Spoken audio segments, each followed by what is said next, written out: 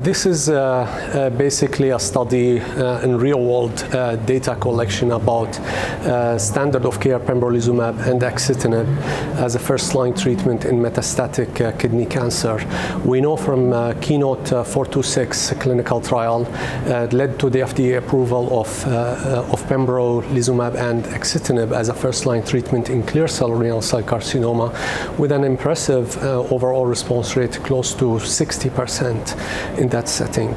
So we decided to run this real-world data because there are a lot of questions that clinical trial cannot address, and it is important to know what is happening in the community, whether at academic centers or in community centers, what is happening in real world or real life.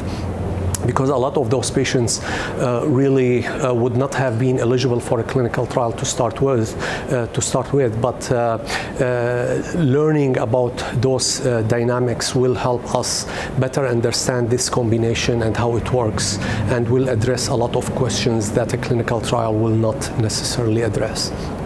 So this was electronic medical record review through the Flatiron medical records. We enrolled total of 355 patients were included in this study. We left it open for all kidney cancer patients in an advanced setting, in a first-line setting. So we did include clear cell RCC as well as non-clear cell RCC, with the understanding that Pembrolizumab is not approved in a first-line setting for non-clear cell RCC. Majority of our patients were clear cell, about 77% of them.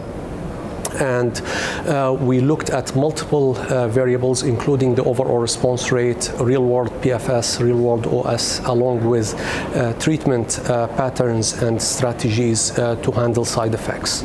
So our overall response in the whole population was about 47%, and the percentage or the proportion of patients who had longer than or I would say the 12 months PFS was about 40%, and about 75% of our patients were alive or had an overall survival at 12 months and beyond.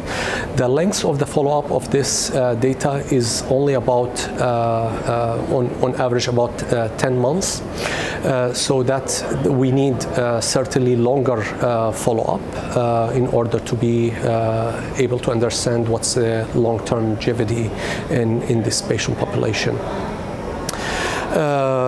At the time of, or at the data cutoff, about close to 10 months, basically majority of the patients were still getting Pembro and Axitinib. About 73% of them were still on Pembro Axitinib, and the rest did change treatment to subsequent lines of treatment, and we encountered that toxicity or treatment-related side effects was the main reason to switch treatment to something else. Majority of those 23% were treated in a second-line setting with cabozantinib, and fewer of them were treated with other TKIs. For the treatment pattern, patients who managed for side effects management by holding the drug or changing the dose, about 50% of them were able to resume their treatment subsequently, whether at the same dose or of this combination or at a reduced dose of Axitinib. So the main message out of this